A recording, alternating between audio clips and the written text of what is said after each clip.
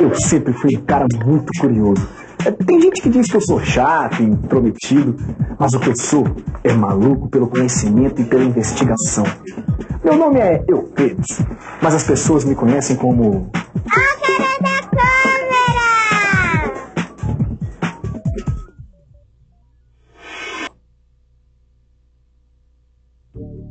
A matemática, para mim, é uma forma de enxergar o mundo, de olhar para a vida e também de resolver mistérios. E olha só, a minha câmera, por exemplo, que registra tudo, que quando está ligada não deixa escapar nenhum detalhe. A minha câmera pode até falhar, mas a matemática nunca me deixou na mão.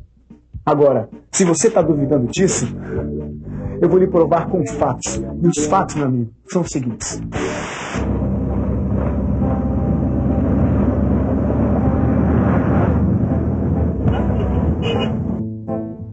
Joia? Saudade, hein? E aí, tudo bom? Oi, tudo bom? Eu fui passar um fim de semana no sítio da irmã do meu amigo Claudião. Eu abusei um pouco do churrasco. Aliás, eu abusei muito do churrasco.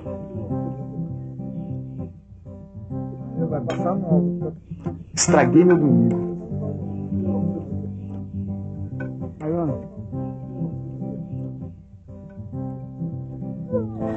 Claudião. Oi. Acho melhor você dirigir o carro, que eu não tô me sentindo bem, não, tá? Tá tudo bem. Tchau, Yaya!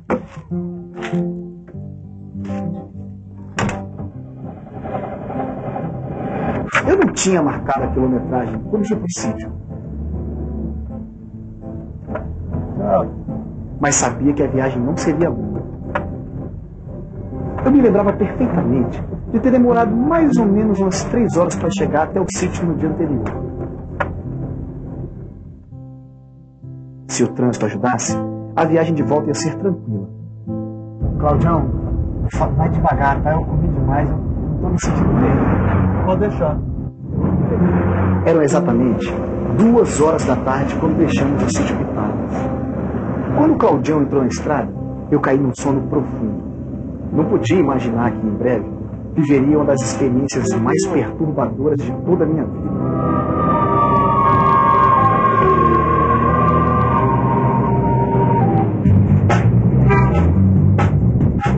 Eu nunca lamentei tanto ter desligado a minha câmera.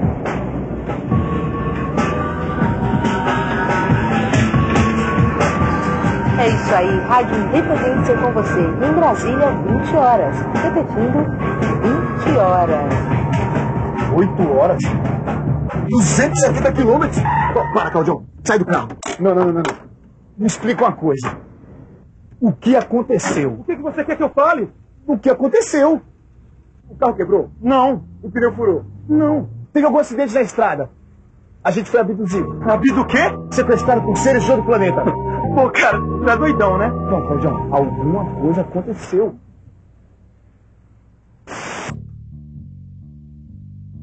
Alguma coisa tinha acontecido. Veja bem, mas o Claudião não ia me ajudar a entender. Então eu pensei, será que a matemática não pode me ajudar a entender o mistério daquela viagem? Presta atenção no meu raciocínio. Eu zerei o contador de quilômetros antes de sair do sítio.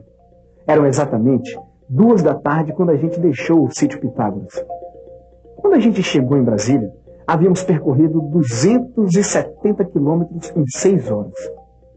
Se eu divido 270 quilômetros percorridos por 6 horas de viagem, eu tenho uma velocidade média de 45 quilômetros por hora. Claudião, você veio a 45 quilômetros por hora sem trânsito? Eu não sei, mas você disse pra eu vir devagar. Tá, olha, eu não corri na ida, fiz uma média de 90 quilômetros por hora, demorei metade do tempo. Peraí, como é que eu falei?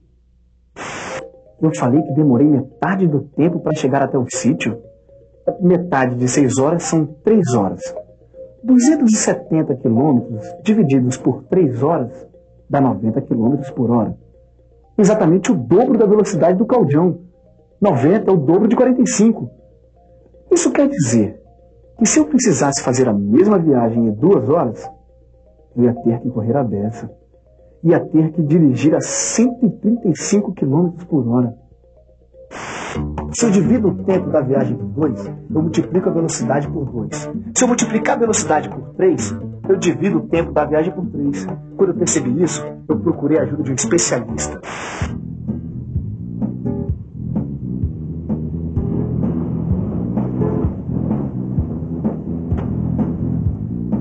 Olha o cara da câmera.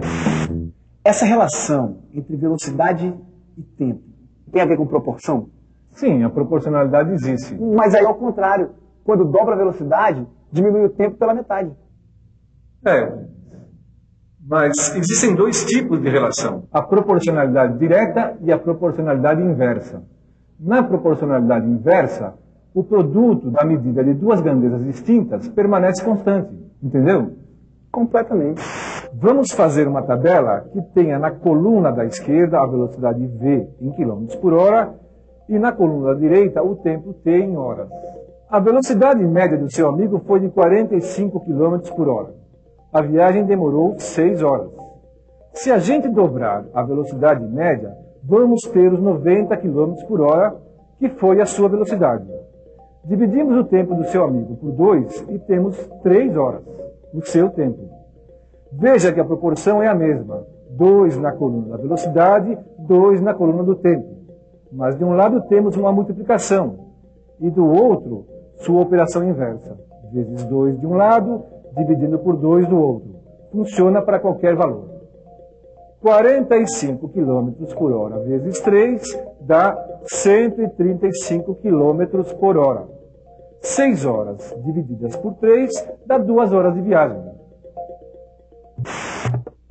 Olha só, eu mesmo desenhei esse gráfico que é para a gente entender melhor como é que é essa história de proporcionalidade inversa. Agora fica facinho de entender. Se aumenta a velocidade, o tempo em que a gente percorre a mesma distância diminui na mesma proporção em que a velocidade aumenta.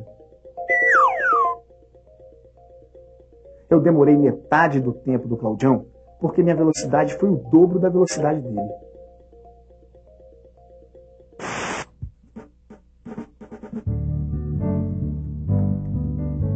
Depois de fazer o gráfico da velocidade pelo tempo, eu me lembrei que eu tinha combinado de dividir o gasto da gasolina com meu amigo Claudião. Pois tá aí. Não é que o cara, além de lerdo, é esquecido. Ele não me pagou a parte dele, não. E o pior, gasolina tem um preço. Tem um preço dado em reais por litro. Tá percebendo onde é que eu quero chegar? Quilômetros por hora, reais por litro, reais por quilo quando a gente vai comprar comida. Será que tudo isso não tem a ver com proporcionalidade?